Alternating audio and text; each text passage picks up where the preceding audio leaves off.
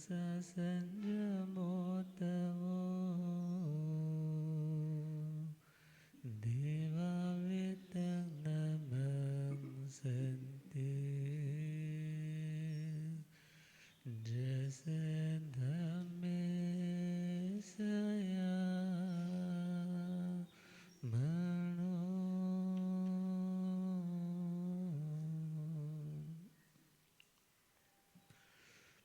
प्रभुवीर की पावन कथा प्रभुवीर की पावन पावन बनाएंगे झड़ जाएंगे दुख जीवन के सावन ये लाएंगे सावन ये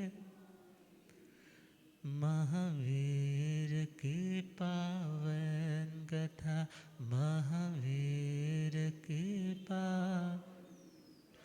पावन बनाएंगे झड़ जाएंगे दुख जीवन के सावन ये लाएंगे सावन ये अनंत अनंत शांति के निकेतन शासनपति श्रमण भगवान महावीर स्वामी के पावन चरण अरविंदों में हार्दिक भावना वंदन नमन।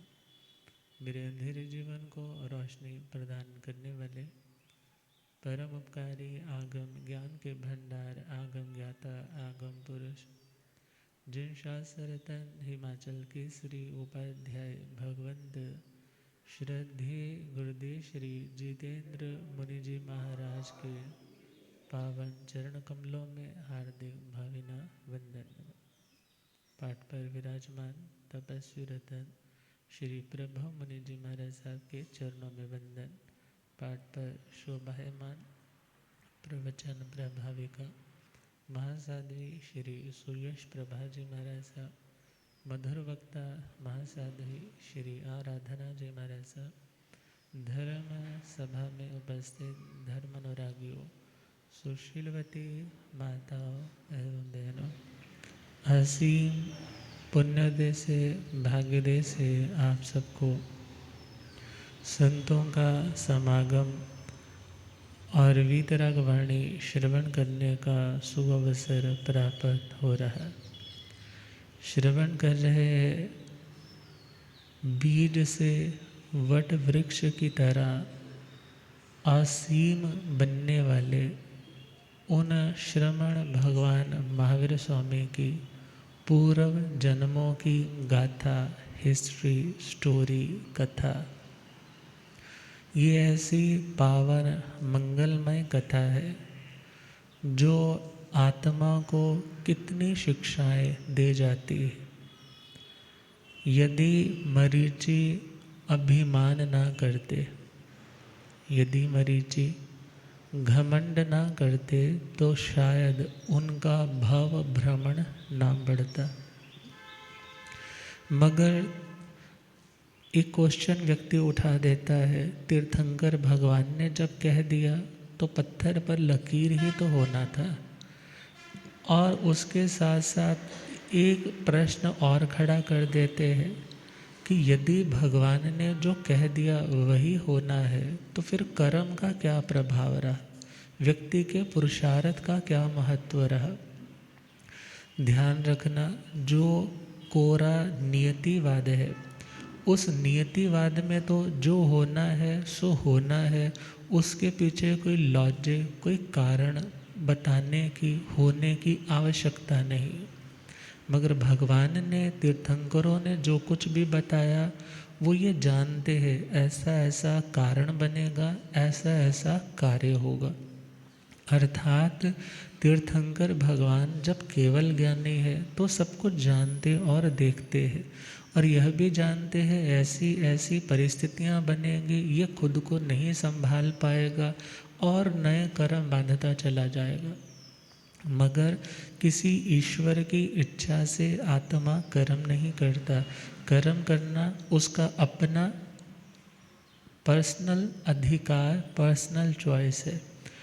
तो श्रमण भगवान महावीर स्वामी जब मरीचि के भव में थे तो अभिमान भी किया, और अभिमान के साथ साथ छल भी किया। छल किस चीज़ का? कपिल से क्या कह दिया कि धर्म मेरे पंथ में भी है और भगवान ऋषभ देव के मत में भी है। और समय ऐसा आया कि अंतिम क्षणों में आलोचना किए बगैर वो काल करते हैं। संधारे तो किए होंगे मगर उस घटना की आलोचना नहीं की। और पांचवा ब्रह्म देवलोक, जहाँ पे 10 सागरोपम की आयुष्य है, बहुत पुण्य है, बहुत सुविधा है। जैसे ताज होटल में जाकर के व्यक्ति माला सामायिक थोड़ी करता है, वहाँ पर जाकर के तो जब तक पैसा है जेब में तब तक उत्तम से उत्तम लग्जरी के, सुविधा के साधन भोगता रहता है। इसी प्रकार जब तक पुण्य की प्रॉपर्टी है तब तक इन्वेस्टमेंट को वो खर्च करते हैं। और वो समय आया जब उस चौथे भव से वहाँ से च्यवित होकर के कोलाक सन्निवेश, नगर का नाम कोलाक सन्निवेश, और वहाँ पर कौशिक नाम के ब्राह्मण के रूप में पैदा होते। अब पूर्व के संस्कार परिव्राजकों को बहुत देखा जाए उन्होंने अप्रिशिएट कर रखा है, खुद भी परिव्राजक चर्या पाल रखी है, तो उन्हें वही लोग भाते हैं, वही लोग अच्छे लगते हैं। याद रखना, पूर्व जन्मों में जिन लोगों को हमने बहुत अच्छा अच्छा अच्छा कहा है, वो लोग जब मिलेंगे तो हमें अंदर से खुशी होगी। और जिन लोगों की निंदा कर रखी है, वो लोग जब मिलेंगे तो हमें वो अच्छे नहीं लगेंगे। तो कौशिक ब्राह्मण के रूप में आए तो कोलाक सन्निवेश में 80 लाख पूर्व की आयुष्य, और परिव्राजक बने हैं। परिव्राजक सन्यासी चर्या पाल करके समय आने पे काल करके वो कभी त्रियंच में जाते हैं, कभी मनुष्य बनते हैं, कभी देव बनते हैं। ऐसे बहुत लंबा टाइम इसी तरह चलता है। क्यों? क्योंकि जब सत्य का पूर्ण साक्षात्कार नहीं और सत्य को बताने का साहस भी नहीं, तो वह व्यक्ति यदि खुद सपोज नहीं पता तो एटलीस्ट सामने वाले को गलत बताना नहीं चाहिए। मगर उन्हें जो मिला है उनके लिए तो वही सत्य था। उन्होंने तो उसी को हिंसा प्रधान क्रियाओं को भी धर्म का रूप मान करके उसको प्रमोट करते रहे। और इस प्रकार प्रभु महावीर स्वामी का 5वां भव कंप्लीट होता है। और फिर वहाँ से देव भव से पुष्य मित्र ब्राह्मण और स्थूणा नगरी है, उस स्थूणा नगरी में आकर के उनका जन्म होता है। प्रभु वीर के पावन कथा, प्रभु वीर के पावन बनाएंगे, झड़ जाएंगे दुख जीवन के सावन ये लाएंगे, सावन। फिर बहुत भवों तक पशु व मानव देव भव पाए, हाँ देव भव पाए, हाँ देव। स्थूणा नगरी में पुष्य मित्र परिव्राजक कहलाए, परिव्राजक कहलाए, परिव्राजक। 100 धर्म कल्प में साधना, 100 धर्म कल्प में उनको ले जाएगी, प्रभु वीर की पावन कथा पावन बनाएंगे, पावन। जब 8वां भव आया चैत्र सन सन्निवेश जन में, चैत्य सन्निवेश जन में। अग्नि द्योत ब्राह्मण का, भव वैराग्य जगा मन में, वैराग्य जगा। परिव्राजकों की चर्या, परिव्राजकों की, उनके मन को भाएंगे, प्रभु वीर की पावन कथा पावन बनाएंगे, पावन। ईशान कल्प फिर धरती पर, अग्निभूति बनते, अग्निभूति बनते, अग्नि। फिर सनत कुमारों में जन्म, परिव्राजक फिर बनते, परिव्राजक फिर बनते, परिव्राजक। महेंद्र कल्प में आत्मा, चौथा देवलोक। महेंद्र कल्प में आत्मा उनकी जाएगी, प्रभु वीर की पावन कथा पावन बनाएंगे, पावन। फिर लंबा चौड़ा चक्र लगा संसार सागर का, संसार सागर का, संसार। फिर स्थावर नामक राजगृह के, ब्राह्मण नागर का, हाँ ब्राह्मण नागर का, हाँ ब्राह्मण। परिव्राजक दीक्षा ब्रह्म कल्प, परिव्राजक दीक्षा ब्रह्म कल्प में फिर ले जाएंगे, प्रभु वीर की पावन कथा पावन बनाएंगे, पावन। तो प्रभु महावीर स्वामी, पांचवा भव कंप्लीट हुआ कौशिक ब्राह्मण का, और वहाँ से चलते चलते पुष्य मित्र ब्राह्मण स्थूणा नगरी है, और वहाँ पर 72 लाख पूर्व, इतनी लंबी अवधि, और वहाँ पर भी परिव्राजक चर्या उन्होंने अंगीकार की। वही त्रिदंडी गेरुआ परिधान है, हाथ में कमंडल है, पैरों में खड़ाए है, मस्तक पे तिलक है, उंगली में मुद्रिका है, अर्थात वो चर्या चली।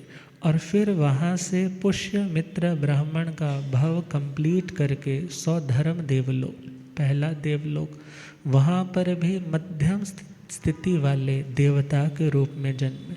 वहाँ से टाइम कंप्लीट हुआ तो फिर चैत्य सन्निवेश, नगर का नाम चैत्य सन्निवेश, और वहाँ पर 64 लाख पूर्व की आयुष्य है। और अग्निद्योत नाम के ब्राह्मण, क्या नाम? अग्निद्योत, क्योंकि जिसको अप्रिशिएट किया है, जो फॉलो किया है, बार बार वैसी वैसी फैमिलीज़ में जन्म हो रहा है, और वो वहाँ से परिव्राजक चर्या पालन की, तो वहाँ से अंतिम क्षणों में काल करके ईशान कल्प में, दूसरा देवलोक ईशान देवलोक में मध्यम स्थिति वाले, उत्कृष्ट स्थिति वाले नहीं, मध्यम स्थिति वाले देव के रूप में जन्म। और वहाँ से च्यवित होकर अग्निभूत ब्राह्मण मंदर सन्निवेश, नगरी का नाम मंदर सन्निवेश, और वहाँ पर 56 लाख पूर्व की आयुष्य और परिव्राजक चर्या। इस जन्म में भी परिव्राजक वो सन्यासी ही मन को भाते हैं, उन्हीं के पास साधु बन गए। वैराग्य तो है मन में, मगर दीक्षा कहाँ हो रही है बार बार? परिव्राजकों में। और उस अग्निभूत ब्राह्मण का भव कंप्लीट करके वो सनत कुमार देवलोक कितने नंबर का है? तीसरा। 26 जो कल्प वैमानिक देवों के स्थान है, वहाँ पर तीसरे देवलोक में पैदा हो। वहाँ का टाइम सुख भोग ऐश्वर्य भोगने के बाद वहाँ से च्युत होकर श्वेतव्य नगरी में 44 लाख पूर्व की आयुष्य भारद्वाज ब्राह्मण इस नाम से जन्मे, फिर परिव्राजक बने। वहाँ से काल करके महेंद्र कल्प में, महेंद्र कल्प कौन सा है? चौथा देवलोक। और वहाँ से मध्यम स्थिति वाले देव बने। कितने लंबे वर्षों तक संसार परिभ्रमण किया, कभी कुछ बनते हैं, कभी कुछ बनते हैं, कभी कुछ बनते, क्योंकि ये टाइम ड्यूरेशन, क्योंकि जब सम्यक तो आ जाता है, सम्यक तो के बाद वाली जो स्थिति, जब तीर्थंकर नाम कर्म की प्रकृतियाँ इकट्ठी करने लगे, तो वो जन्म कौन सा था उनका? मरीचि का। किस में स्टार्ट किया था? और आता है कुछ कम कोटा कोटि सागरोपम की स्थिति। इतनी अवधि के बाद उसे तीर्थंकर बनना ही बनना है। और वो इतना टाइम कैसे कंप्लीट होगा? ये 27 भव तो बहुत थोड़े रह जाएंगे, मगर उसके दौरान भी उन्होंने उसमें बहुत लंबा संसार सागर का परिभ्रमण किया। और फिर उस महेंद्र कल्प से च्युत होकर के स्थावर ब्राह्मण, राजगृही नगरी है और स्थावर नाम के ब्राह्मण के रूप में पैदा हुए। और वहाँ पर फिर परिव्राजक चर्या में आए। 34 लाख पूर्व की आयुष्य कंप्लीट करके ब्रह्म कल्प में आए। ब्रह्म कल्प कौन सा देवलोक? 5वां देवलोक। कुछ प्रोग्रेस हुई, मरीचि के भव से काल करके भी कहाँ गए थे? ब्रह्म कल्प में। आज फिर काल करके कहाँ गए हैं? ब्रह्म कल्प में। इस प्रकार इनके ये 15 भव कंप्लीट हो गए। कितने भव? 15। अब 15 भवों के बाद आगे क्या चल रहा है? प्रभु वीर की पावन कथा, प्रभु वीर की पावन पावन बनाएंगे, झड़ जाएंगे दुख जीवन के सावन ये लाएंगे, सावन है 16वां भव विश्वभूति, प्रभु वीर का प्यारा, प्रभु वीर का प्यारा, प्रभु है 16वां भव विश्वभूति, प्रभु वीर का प्यारा, प्रभु विशाख भूति सुत राज गृह, सुख वैभव है न्यारा, सुख वैभव है न्यारा, सुख। मगर अनचाहे जीवन की व्यथा, अनचाहे जीवन साधु बनाएंगे, प्रभु वीर की पावन कथा पावन बनाएंगे, पावन। प्रभु वीर की पावन कथा महावीर की पावन पावन बनाएंगे, झड़ जाएंगे दुख जीवन के सावन ये लाएंगे, सावन। 16वां भव जो देखा जाए एक विशिष्ट भव है। और इस 16वें भव में ब्राह्मण कुलों से उठ कर के अब वो क्षत्रिय कुल में शिफ्ट हुए और राजगृह नगरी है। और राजगृह नगरी में विश्व नंदी नाम का राजा, क्या नाम है राजा का? विश्व नंदी, जो पूरे विश्व को, यूनिवर्स को आनंद देने में लगा रहता है, सबको खुश रखो। और उस विश्वनंदी राजा का विशाख भूति नाम का भाई है, भाई का नाम विशाख भूति। और उस विशाख भूति को उसने युवराज बना रखा है, खुद राजा है विश्वनंदी, और भाई को क्या बनाया है? युवराज। मतलब जैसे आचार्य युवाचार्य, ऐसे राजा और युवराज। और उस विश्वनंदी राजा के विशाख नंदी नाम का बेटा है, बेटे का नाम विशाख नंदी। और उधर जो विशाख भूति है उसकी धारिणी नाम की महारानी है, और उनके बेटे का नाम है विश्वभूति। क्या नाम है? विश्वभूति। और आयुष्य करोड़ वर्ष की है, उम्र कितनी लंबी? करोड़ वर्ष की। और एक समय ऐसा आया कि बच्चे बड़े हो रहे हैं, दोनों भाई, बहुत प्रेम है, परिवार बहुत अच्छे से चल रहा है, और विश्वभूति की शादी हो चुकी है, और उनका एक उद्यान, उनका एक बगीचा, उनका आज की लैंग्वेज में बोले तो एक बहुत बड़ा फार्म हाउस, और उस फार्म हाउस में स्विमिंग पूल भी है, घूमने की जगह भी है, रूम्स भी है, कॉटेज भी है, और हर तरह के, हर ऋतु के फ्रूट्स भी वहाँ पर है। वसंत ऋतु आई है तो विश्वभूति उस उद्यान में अपनी पत्नियों के साथ, रमणियों के साथ रमण करने के लिए, सुख भोगने के लिए वहाँ पर शिफ्ट हो गया। घर छोड़ कर के कहाँ चला गया? उस बहुत बड़े फार्म हाउस में। बहुत आनंद से क्रीड़ाओं में मदमस्त है, और पहरेदार कई सारे, क्योंकि बहुत बड़ी जगह हो गई, कई सारे पहरेदार सिक्योरिटी में बाहर खड़े। और वो समय आया जब उसकी ताई माँ तो समझते हैं ना, बड़ी माँ, और बड़ी माँ जिसका बेटा कौन है? विशाख नंदी। विशाख नंदी, उसको तो ज़्यादा कोई ख्याल नहीं है, मगर काम बिगाड़ने वाली कई बार अपने ही इर्द गिर्द रहने वाले लोगों की जमात होती। और कहा करते हैं जितने लोग बड़े होते हैं उतने लोग कानों के कच्चे होते हैं, बातों में आ जाते हैं, और ऐसा जहर घुल जाता है रिश्तों में कि एक दूसरे का फिर मुंह देखना भी पसंद नहीं करते। मंथरा का रोल निभा रही है एक दासी। वो उस पुष्प करंडक उद्यान में फूल लेने के लिए आई। उसने देखा, अरे क्या वैभव है, क्या सुख है, क्या सुविधा है, जिंदगी तो विश्वभूति की है।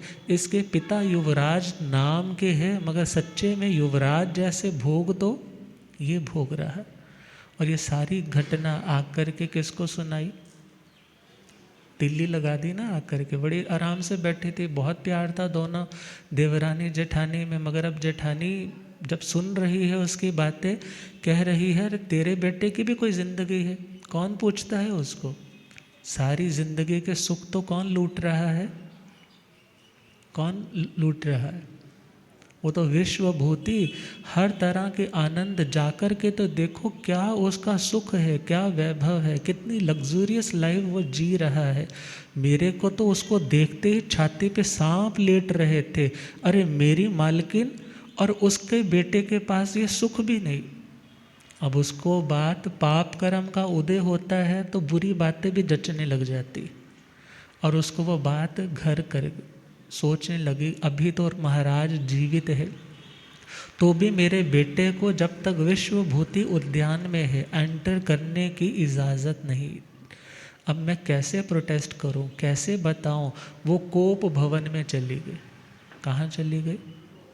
मतलब गुस्सा भी करना है ना तो पुराने टाइम में कमरा अलग होता था। ये नहीं कि सारे घर में तुम एटमॉस्फेयर ख़राब करो। तुम्हें गुस्सा आया है तो उस रूम में जाओ, गुस्सा निकालो, मगर बाहर किसी के सामने तुम्हें कोई गलत बात और वहाँ पर बड़ी उदास खिन्न होकर के अंधेरी कोठड़ी में बैठी है। राजा आए, राजा ने पूछा कि महारानी कहाँ है? बोले जी वो तो कोप भवन में। अरे ऐसा क्या हो गया, मैंने तो कुछ कहा नहीं। महाराज आप ही पूछ लीजिए।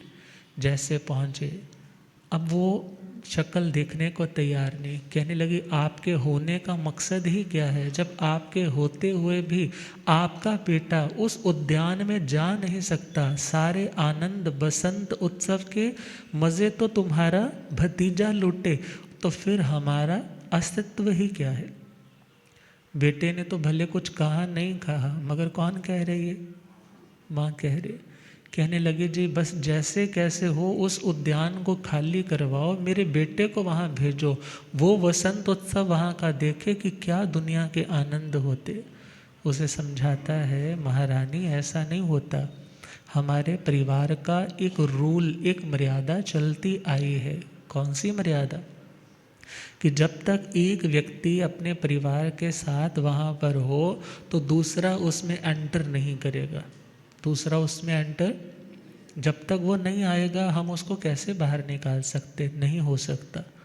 वो कहने लगे फिर मेरा खाने पीने का त्याग है, मैं अनशन कर लूँगी, मर जाऊँगी, क्योंकि हट पर आ गई ना।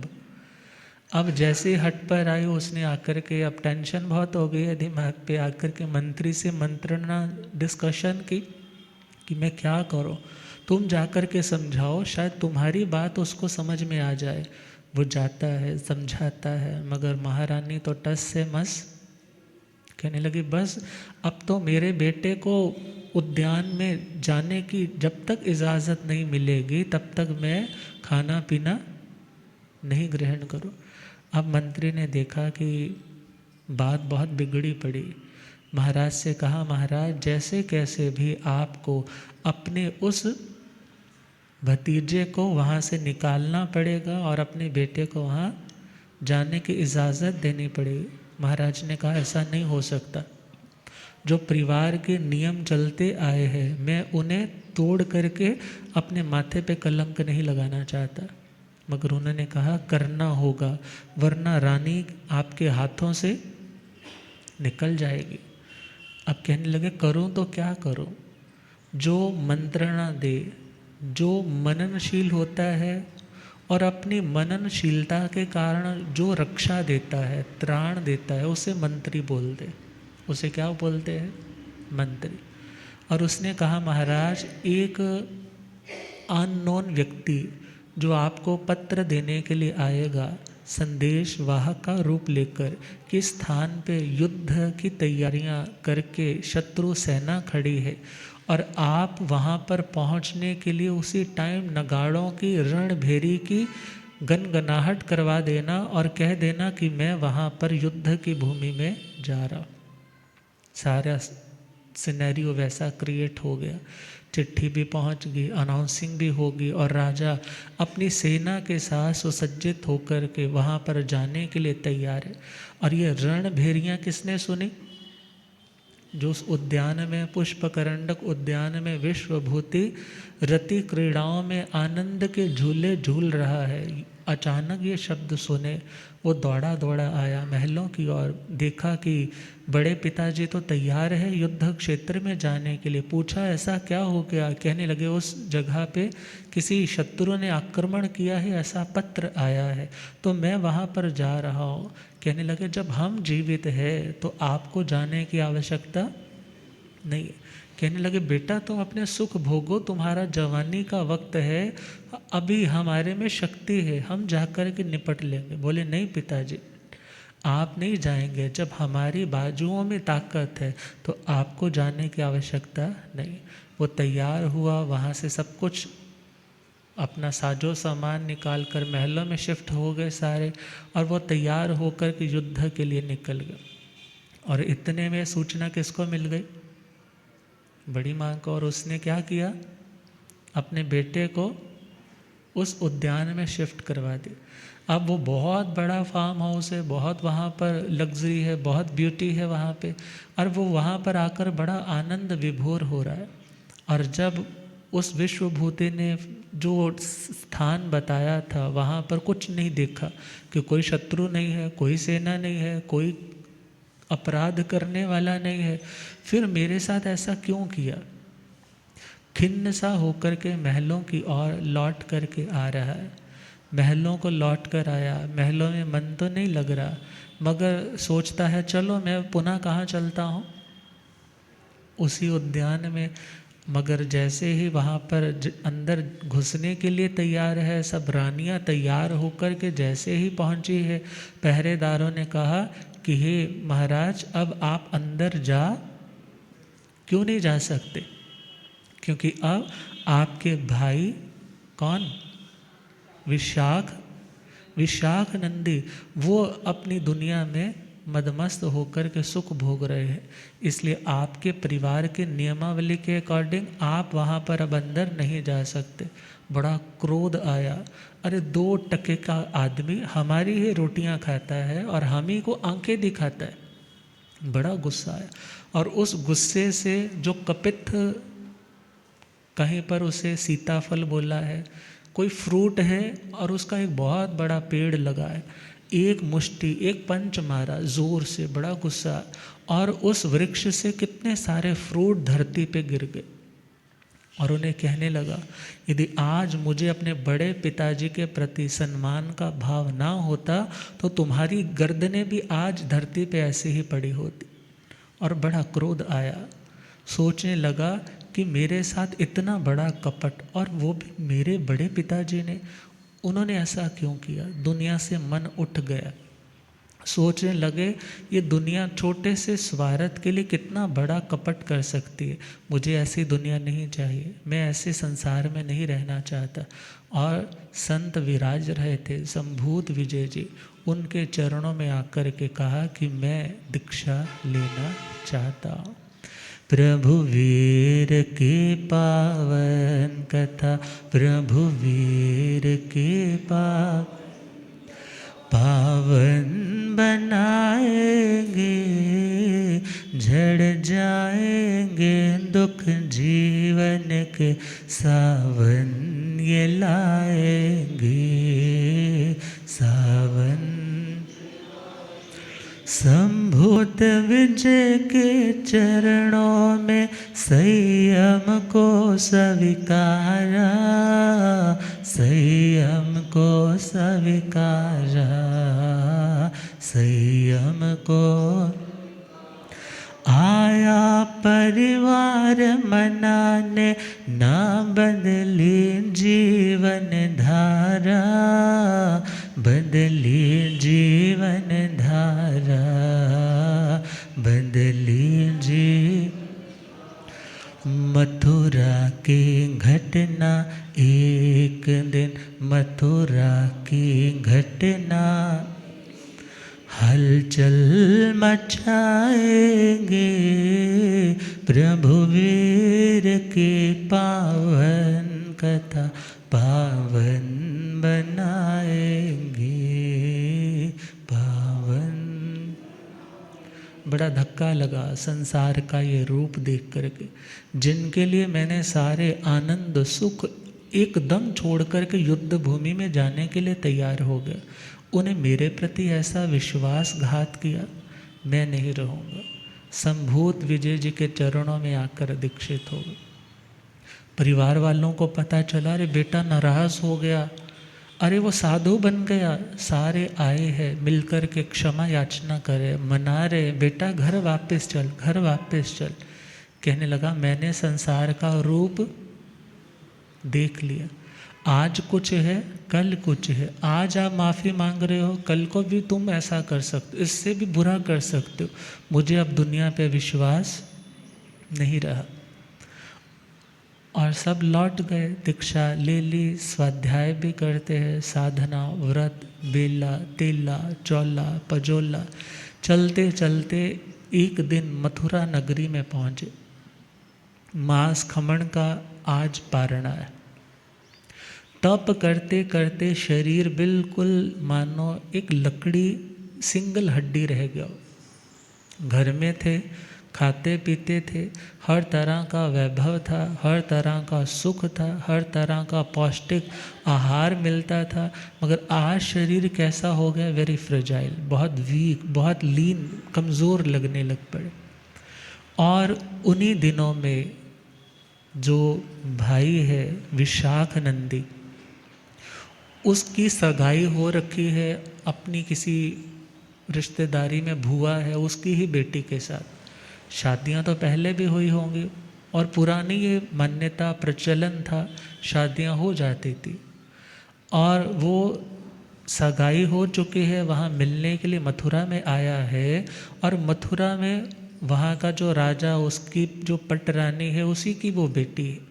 और उस महाराज ने उस विशाख नंदी को जो हाईवे है वहाँ पर, जो उनका कॉटेज बना है, वहाँ पर ठहराया है। और वो सैर करने के लिए, जैसे दिन का तीसरा पहर होगा, कुछ नीचे आया होगा। और इतने में वो संत तीसरे पहर में गोचरी के लिए निकले हैं, मांस खमण का पारना है। यत्नापूर्वक नीचे देखते देखते चल रहे। इतने में जो अंग रक्षक, जो बॉडी गार्ड्स थे, किसके?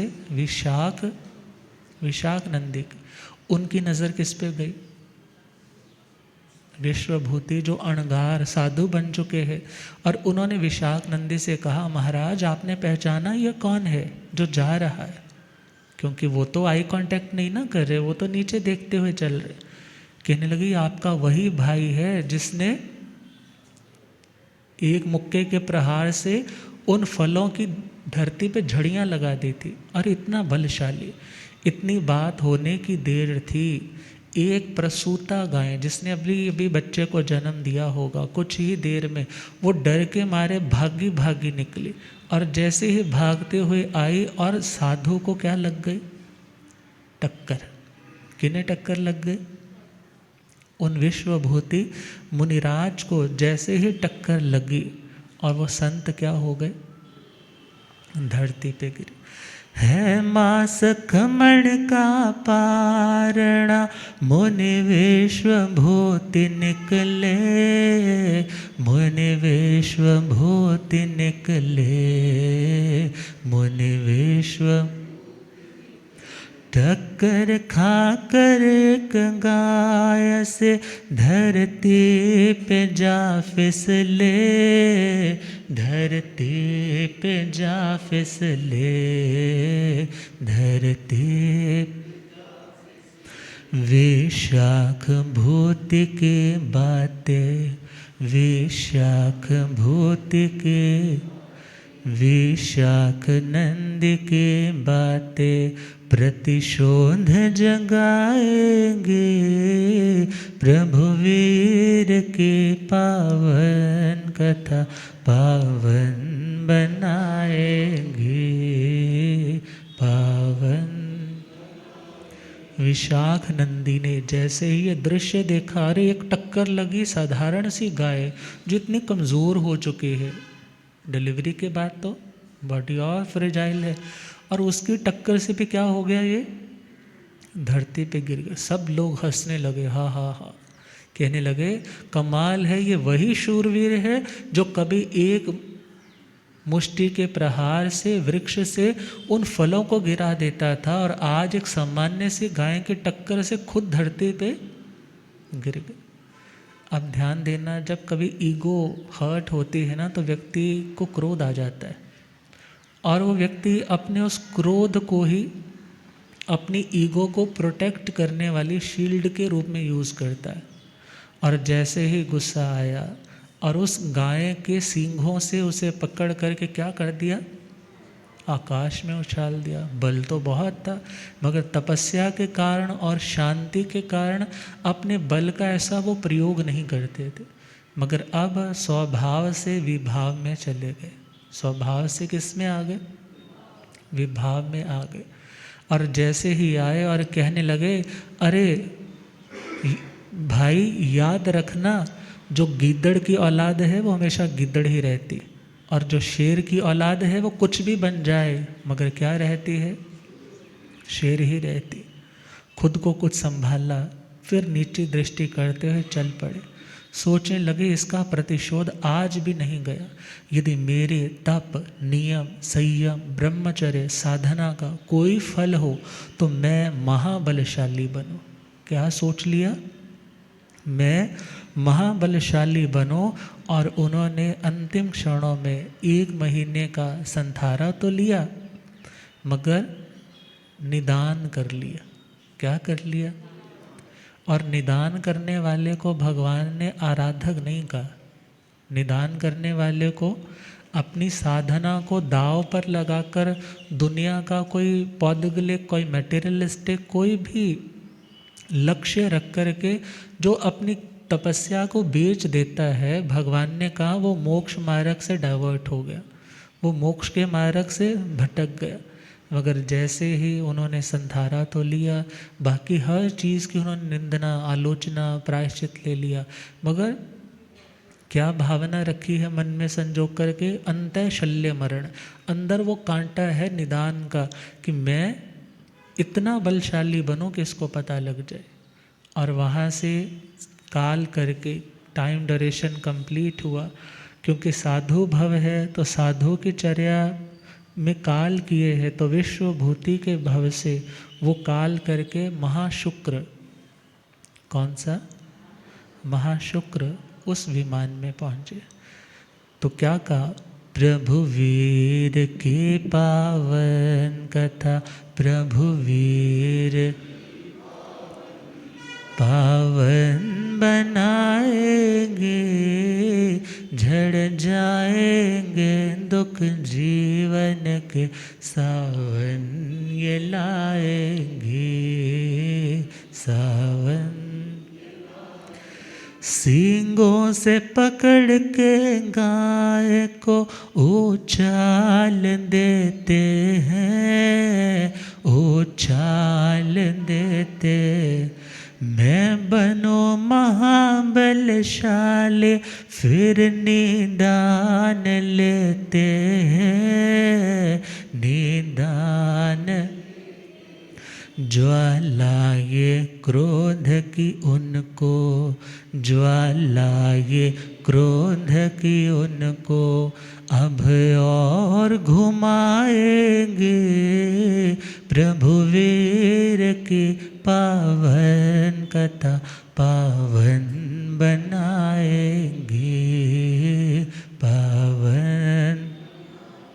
संथारे के संग काल करके महाशुक्र जन में, महाशुक्र जन में, हाँ महा। फिर प्रजापति व मृगावती के महकाए अंगने, हाँ महकाए अंगने, हाँ। त्रिपृष्ठ की शक्ति अश्वग्रीव, त्रिपृष्ठ की शक्ति अश्वग्रीव को मार मुकाएंगे, प्रभु वीर की पावन कथा पावन बनाएंगे, पावन। व्यक्ति सोचता है कि उसने मेरे साथ ऐसा किया, मैंने भी उसको घुमा ना दिया ना, तो मेरा नाम भी ये नहीं या वो नहीं। मगर ध्यान देना, जो एनर्जी, ये आत्मा दूसरों को फ्रस्ट्रेट करने में, दूसरों को घुमाने में लगा रहा है, उसको ये नहीं पता कि उसको और कितना फिर घूमना पड़ेगा। क्योंकि दूसरों को घुमाने में शक्ति लगेगी, और शक्ति जब व्यर्थ में जाएगी तो ध्यान देना, पुनः शक्ति का अर्जन, पुनः दूसरे को गिराना, पुनः शक्ति का अर्जन, पुनः दूसरे को नीचे गिराना, ऐसे ही चलता रहा तो आत्मा का कल्याण कभी भी होने वाला। विश्वभूति संत तो बने मगर शांत नहीं बने, संत तो बने मगर शांत नहीं बने, और शांति नहीं आई, इसीलिए तो उन्हें क्या बनना पड़ा? क्या बनना पड़ा? ये त्रिपृष्ठ के भव में अब क्या बनने जा रहे हैं? वासुदेव। प्रभु महावीर स्वामी ने तो जब अनाउंसिंग्स दी थी तो उस अनाउंसिंग्स में क्या कहा था कि ये त्रिपृष्ठ पोतनपुर नाम का नगर होगा और वहाँ पर यह क्या बनेंगे, वासुदेव बने। अब वो घटना स्टार्ट हो रही और प्रभु महावीर वहाँ से 18वां भव, क्योंकि 16वां भव कौन सा था, विश्वभूति, 17वां भव कौन सा, महाशुक्र विमान का, और 18वां भव कौन सा, त्रिपृष्ठ वासुदेव का। और पोतनपुर नाम का नगर है और वहाँ प्रजापति नाम का राजा, राजा का नाम प्रजापति और महारानी का नाम है मृगावती। गुरुदेव पधारे। हो रब मेरा सतगुरु बन के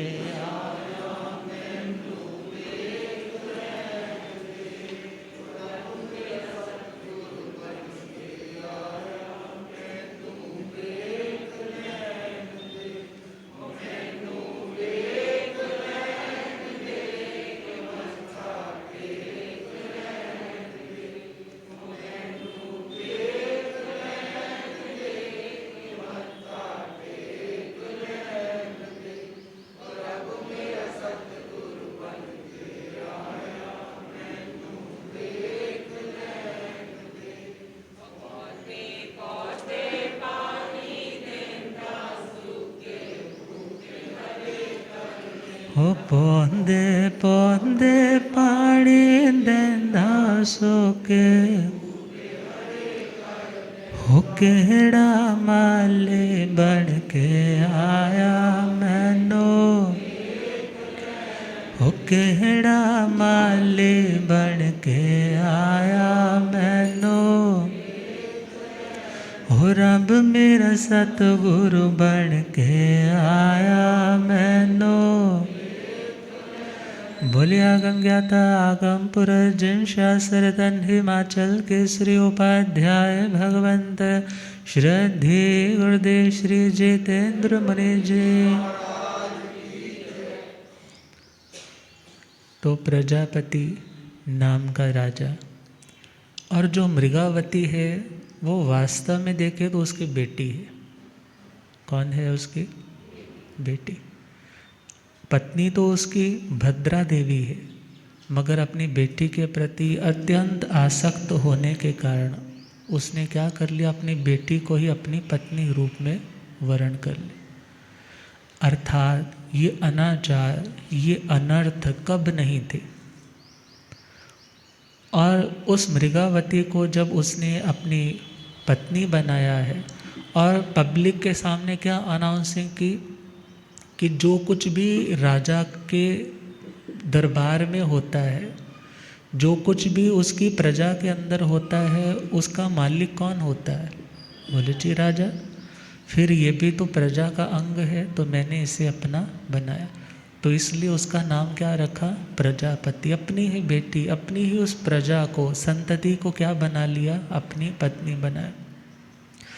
और जो उधर प्रजापति की जो वास्तविक पहली पत्नी है भद्रा देवी, और उसके अचल नाम का बेटा है। और इधर प्रजापति की अब तो महारानी है मृगावती।